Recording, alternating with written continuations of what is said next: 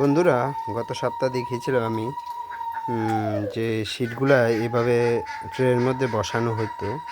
বসানোর পর আমরা এটা এখান থেকে উঠিয়ে তারপরে এইখান থেকে আমাদের যে মেশিন আছে ওই মেশিনে নিয়ে যায়, যেটা এটা রাবার মেশিন। এই মেশিনটা প্রথম কাজ করতে লাগে। এই মেশিনটা কাজ করার পরে ওই মেশিনটা নিয়ে যায়। তার মধ্যে শীটের মধ্যে এই মেশিনটার সাহায্যে এই চিকন র্যাকগুলো দেখতে পাচ্ছেন আপনারা, এই র্যাকগুলো বসানো হয়। তারপর আমরা এটা শীটে কমপ্লিট করি, তারপরে শুকানো হয়। যে এই শীটগুলো এইভাবে রাখা আছে, এটা এক্ষুনি আমরা মেশিনে নিয়ে তুলব।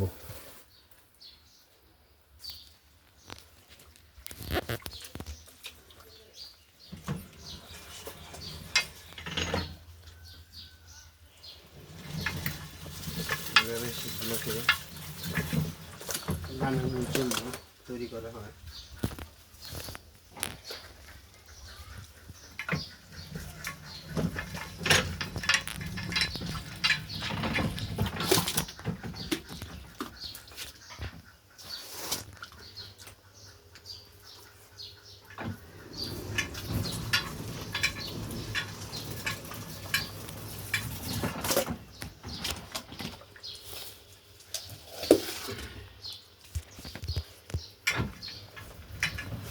প্রথমবার এভাবে দিতে হয়।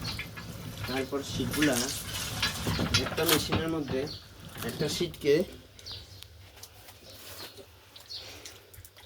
দুবার দিতে হয়। প্রথমবারে এইভাবে,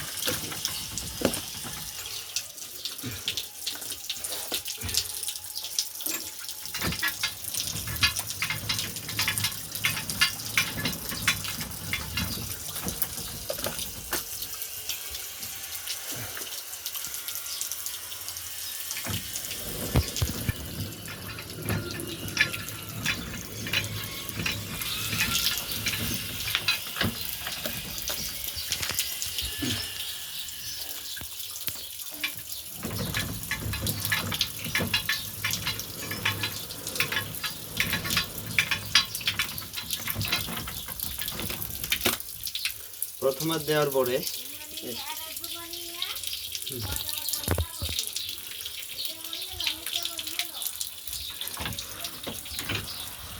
এক সাইড কমপ্লিট হয়ে গেল।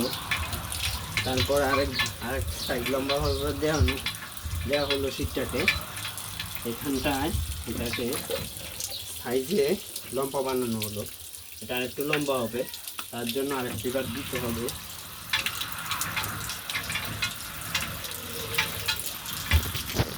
আমি দূরে টান দিই।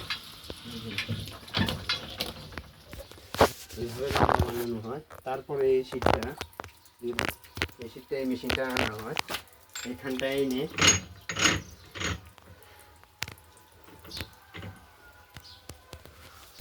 লাগিয়ে এভাবে ডায়ের মধ্যে চিপকিয়ে দেওয়া হয়।